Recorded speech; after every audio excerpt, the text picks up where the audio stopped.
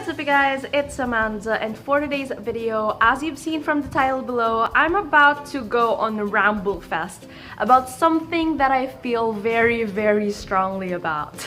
Now, before I start, I just want to say I have been wearing anime shirts for the past couple of days. I mean, today I'm wearing a Tokyo Ghoul shirt, and I've had this shirt for the longest time now. But then the thing is, I just started and finished watching the anime a couple of days ago, and I must say that if you're someone who likes violence with a hint of drama and fantasy in it, this is really something for you.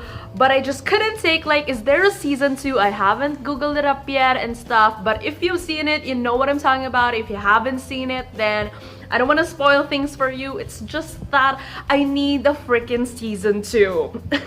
See why I decided to talk about this? The thing is, I know that this has been a long issue between people who are so invested into their fandoms and people who just simply don't understand why fandom people get so attached to fictional characters and fictional worlds.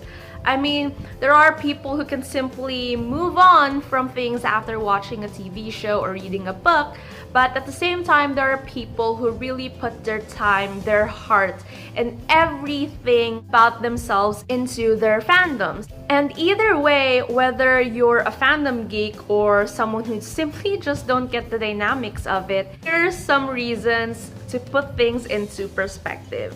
Now, first things first is the idea that most protagonists are portrayed as someone who does not succumb to what society expects them to do. Whether it's a slice of life kind of theme, or it's more of dystopian or fantasy or all of those things, most likely the protagonist has a different perspective on things and therefore makes them very different and gives them these sort of like conflicting and interesting characteristics.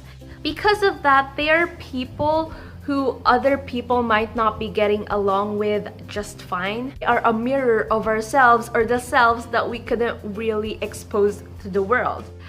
There's a twin idea to that. Now, no matter how difficult a protagonist might be, there will always be a secondary character, despite all the flaws of the protagonist, still accepts the protagonist for who they are, who would go to lengths just to be with them, whether it be in terms of romance or friendship, which is something that not just us fandom geeks really would want in their lives, but like that's how real life in general works. Everyone wants to find that someone who will stick by them no matter what. That's why if we see people who happen to have that in their real life, then they're people that we really admire and we really look up to, because somehow the universe made a way for them to be together, which is something really rare and something that everyone aspires to have. And yes,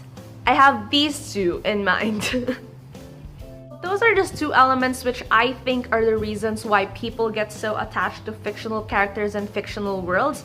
And I'm not trying to say that that's a bad thing, because sometimes the fictional characters can also be something that keeps our sanity on when things get crazy in the real world, and they can relive the things that we can't do in real life. Sometimes we do need that break. A little escapism isn't that bad at all, in my opinion, as long as it doesn't like paralyze you into dreaming that you have to force this fictional things to happen in your own life, bordering to things that are impossible to achieve. So if you love fandoms and fictional characters and fictional worlds as much as I do, then you have my full support and be my friend.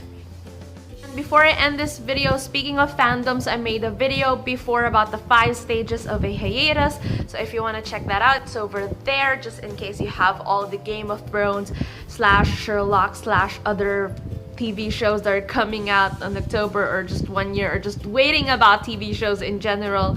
So you might want to check it out. I'm gonna link it over here. And I also made a video before talking about Dan and Phil being a fictional trope coming to life, and you can find that video over here. I'll also be putting the links of those 2 videos down in the description below.